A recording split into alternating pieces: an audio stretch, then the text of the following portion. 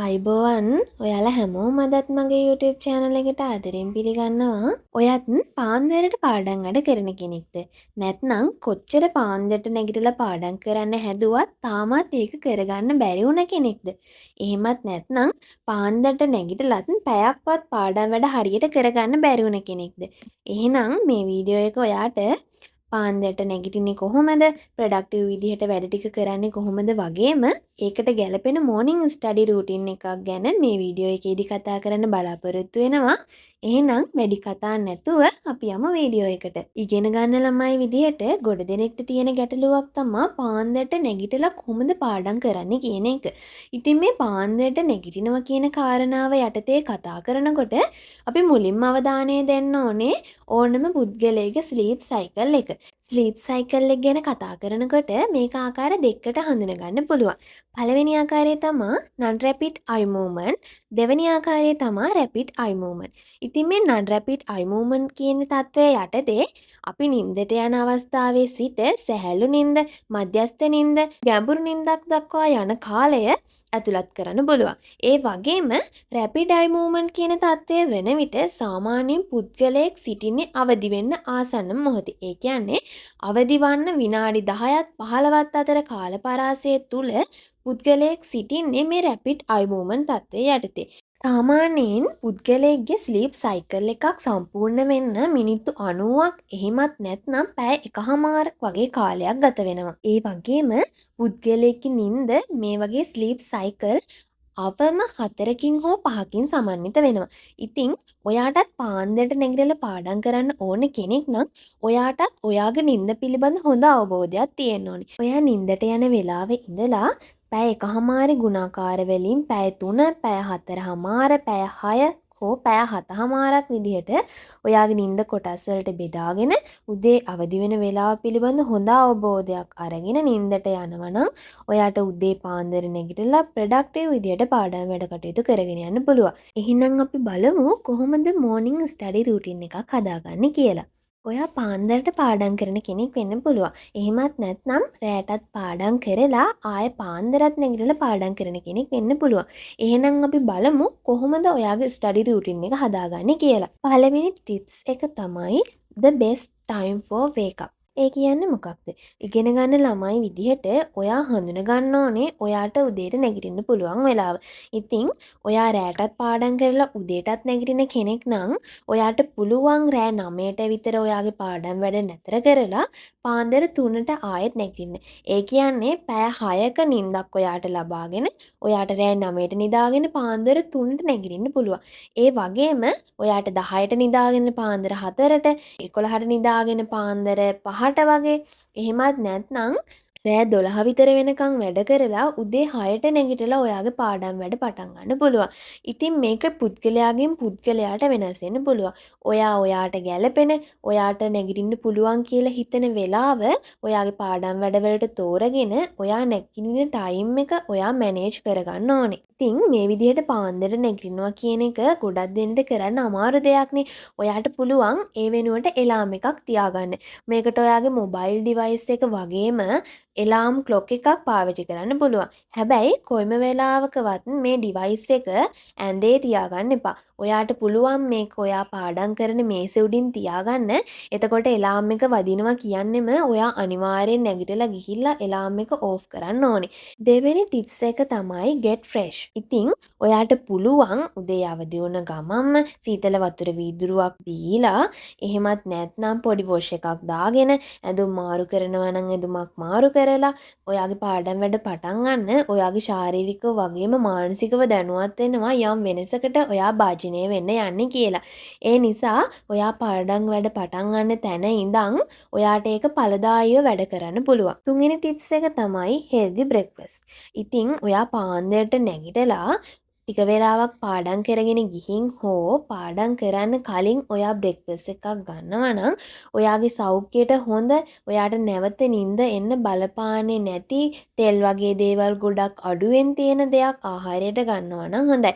ඉතින් ඔයාට බර ආහාරයක් ගන්නේ නැතුව පුළුවන් නම් හොඳ ටී එකක්, කෝෆි එකක් වගේ ශරීරය උණුසුම් කරන දෙයක් ගන්න. ඔයාට නිින්ද එන ප්‍රතිශතය අඩු කරගෙන පාඩම් වැඩ කටයුතු ඉස්සරහට සාර්ථකව කරගෙන යන්න පුළුවන්. හතරවෙනි ටිප්ස් එක තමයි ස්ටාර්ට්. ඒ කියන්නේ මොකක්ද? ඔයා පාඩම් වැඩ පටන් ගන්න කලින් ඔයා මොනවද කරන්න ඕනි? ඔයා කලින් දවසේ රෑ පාඩම් කරපු කෙනෙක් නම් ඔයාට පුළුවන් ඔයා කලින් දවසේ පාඩම් කරපු දේ පිළිබඳව ඔයාගේ මතකය ආවර්ජනය කරගන්න. ඉතින් පොඩි කොල කෑල්ලක් අරගෙන ඔයාට මතක දේවල් ඒකේ නෝට් ඩවුන් කරන්න පුළුවන්. ඉතින් කලින් දවසේ රෑ ඔයා ටු-ඩු ලිස්ට් එකක් හදපු කෙනෙක් නම් ඔයාට ඒ ටු-ඩු ලිස්ට් එකේ විදිහට ඔයාගේ දවස පටන් වෙන වැඩ කටයුතු කරගෙන යන්න පුළුවන්. එහෙමත් නැත්නම් ඔයාට ඒ වෙලාවේදී ඔයාගේ දවස ප්ලෑන් කරලා ඔයා දවසේ කරන්න ඕන දේවල්, කවර් කරන්න ඕන පාඩම් ටික, පේපර්ස් කරන්න තියෙන ඒවා නම් එහෙම, ක්ලාස් යන්න තියෙන ඒවා නම් ඒ ටයිම් ටික මැනේජ් කරලා ස්ටඩි වලට, ඒ කියන්නේ පාඩම් වැඩවලට යොමු කරන්න තියෙන කාලය මැනේජ් කරලා මොනවාද ඔයා කරන්න ඕන තියෙන වැඩ ටික නෝට් ඩවුන් කරගන්න. ඉතින් මේ පාඩම් වැඩ පටන් ගන්න කලින් ටු-ඩු ලිස්ට් එකක් හදාගන්න එකෙන් ඔයාට ඔයා දවසේ කරලා ඉවර කරන්න ඕන වැඩ ටික පිළිබඳ සම්පූර්ණ අවබෝධයක් ලබා ගන්නත්, ඒ වැඩ කටයුතු ඵලදායීව ඉවර කරන්නත් ඔයාට උපකාරී වෙනවා. පස්වෙනි ටිප්ස් එක තමයි what to do.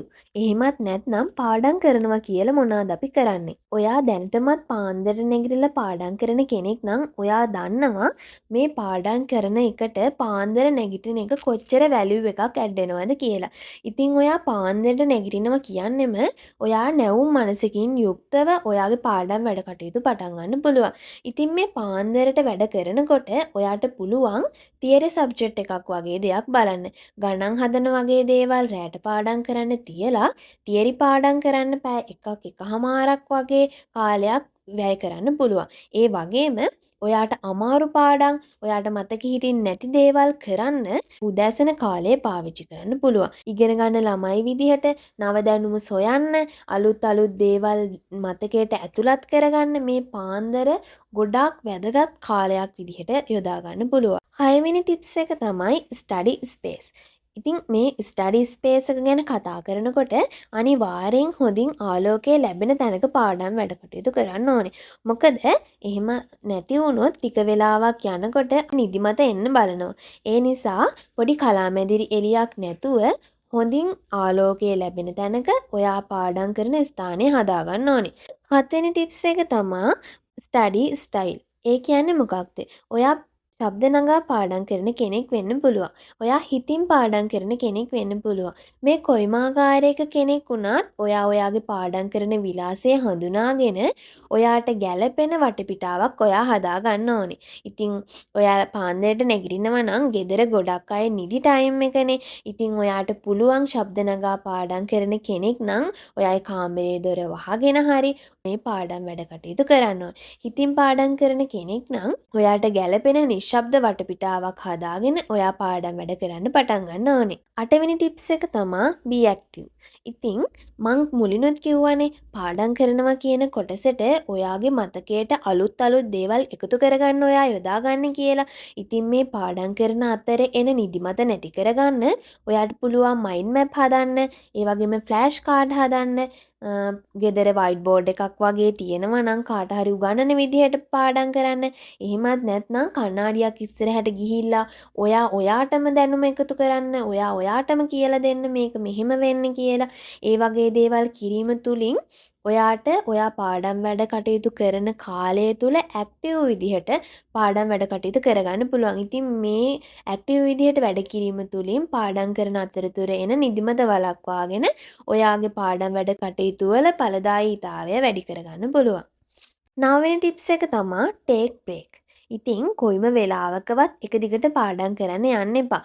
පාන්දර පාඩම් කරනවා වුණත් ඔයාට විනාඩි 30න් 30ට වගේ පොඩි බ්‍රේක් එකක් ගන්න පුළුවන්. ඉතින් එක දිගට පාඩම් කරන්න යන්න එපා. පැය භාගයක් පාඩම් කරොත් විනාඩි 5කවත් පොඩි බ්‍රේක් එකක් ගන්න.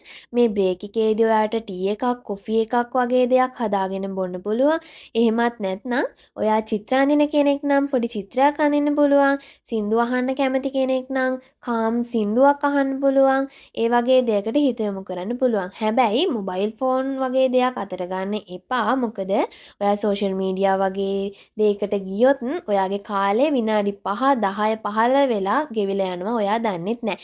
ඒ නිසා විනාඩි 5 පොඩි බ්‍රේක් එකේදී ඔයාගේ මනස සැහැල්ලු වෙන දෙයකට හිත යොමු කරලා ආයෙත් නැවත වරක් ඔයාගේ පාඩම් වැඩ කටයුතු පටන් ගන්න. 10 වෙනි ටිප්ස් එක තමා don't use mobile phone. මං කලිනුත් කිව්වා වගේම පාඩම් කරන අතරතුර මොබයිල් ෆෝන් යූස් කරන්න එපා. ඉතින් මේ පාඩම් කරනවා කියන කොටසට ඇතුළත් වෙන්නේ මතකයට අලුත් දේවල් එකතු කරගන්න එකනේ. ඉතින් නෝට් හදන දේවල් වලට ෆෝන් එක පාවිච්චි කරාට පාඩම් කරන වෙලාවට පුළුවන් නම් මොබයිල් ෆෝන් එක ඈඩ් කරලා එහෙමත් නැත්නම් ඕෆ් කරලා පැත්තකින් තියලා පාඩම් වැඩ කටයුතු කරන්න පුළුවන් නම් ඔයා පාඩම් කරන පැයද පැය දෙකද ඔයාට ඵලදායීව පාඩම් වැඩ කටයුතු කරගෙන යන්න පුළුවන්. 11 වෙනි ටිප්ස් එක තමා remind again and again. ඒ කියන්නේ මොකක්ද? අපි පාන්දර 4ට නැගිට්ටා කියලා හිතමුකෝ. ඉතින් අපි පැයක් පාඩම් කරලා අපි විනාඩි 5ක් 10ක් අරගෙන අපි බලනවා අපි පාඩම් කරපුව අපිට මතකද කියලා. කොල කෑල්ලක් අරගෙන පොඩි මයින්ඩ් මැප් එකක් විදිහට ෂෝට් නෝට් එකක් විදිහට මේ දේවල් හදලා ඔයාට පුළුවන් ඔයාගේ මතකය අලුත් කරගන්න. එහෙමත් නැත්නම් පාඩම් කරපු දේවල් ඔයාට මතකද කියලා බලන්න. ඉතින් මේ විදිහට ඔයාගේ මතකය අලුත් කරගන්න එකෙන් ඔයාට පුළුවන් ඔයාට පාඩම් කරන දේවල් අමතක වෙන ප්‍රතිශතය අඩු කරලා මතක ශක්තිය වැඩි කරගන්න. 12 වෙනි ටිප්ස් එක තමයි end study. ඉතින් ඔයා පාන්දර 3ට නැගිට කෙනෙක් නම් 4ට නැගිට කෙනෙක් නම් 5ට නැගිට කෙනෙක් නම් සාමාන්‍යයෙන් උදේ ඔයා පාඩම් වැඩ ඉවර කරන වෙලාව වෙනකොට ඔයා පැය 2ක් හෝ පැය 3ක් හෝ අවම වශයෙන් පාඩම් කරලා තියෙනවා. ඉතින් මේ කාලය තුල ඔයා පාඩම් කරපු දේවල් කොච්චර ඔයාට මතකද කියලා බලාගන්න ඔයා පාඩම් කරපු දේවල් මතක විදිහට කොලයක ලියන්න පුළුවන්. එහෙමත් නැත්නම් ඒ පාඩම් කරපු පාඩමට අදාළ MCQ ප්‍රශ්න වලට රචනා ප්‍රශ්න වලට උත්තර ලියන්න පුළුවන්. මං කලින් ටිප්ස් එකේත් කිව්වා remind again and again කියලා. ඉතින් ඔයාගේ මතකය හැම වෙලාවම අලුත් කරගන්න බලන්න. එතකොට ඔයාට පුළුවන් ඔයාට අමතක වෙන ප්‍රතිශතය අඩු කරලා ඔයාගේ මතක ශක්තිය වැඩි කරගන්න. ඉතින් ඔන්න පාන්දරට නැගිටලා පාඩම් කරන්න අකමැති පාන්දරට නැගිටින්න බෑ කියලා හිතන කෙනෙක්ට ගැළපෙන ස්ටඩි රූටින් එකක් අරගෙන ආවා. ඔයාලට ගැළපෙන ටිප්ස් 12ක් තියෙනවා. මේ ටිප්ස් 12 හරියට ඔයා කරොත් ඔයාට පාන්දරට නැගිටින එක ඉතාම ලේසියෙන් කරන්න පුළුවන්. ඉතින් ඔයත් පාන්දරට නැගිටින්න උත්සාහ කරන්න. සැහැල්ලු මනසකින් පාඩම් වැඩ පටන්ගෙන ඔයාගේ පාඩම් වැඩ කටයුතු ඉස්සරහට කරගෙන යන්න. ඔයා රැට පාඩම් කරන කෙනෙක් නම් ඔයාට ගැළපෙන රූටින් එකක් හදාගන්න විදිය මං කලින් වීඩියෝ එක කතා කරලා තියෙනවා. ඉතින් මං ඒ වීඩියෝ එකත් ඩිස්ක්‍රිප්ෂන් බොක්ස් එකේ දාලා තියන්නම්. ඕන කෙනෙක් ඉන්නවා නම් ගිහින් බලන්න පුළුවන්. ඉතින් ස්ටඩි විත් ශෂි පවුලට ඔයාත් අලුත් කෙනෙක් නම් සබ්ස්ක්‍රයිබ් කරලා අපේ channel එකත් එක්ක එකතු වෙන්න කියලා මතක් කරන ගමන් අද වීඩියෝ එක මෙතනින් නතර කරනවා. ඔයාලා හැමෝටම සුබ දවසක්.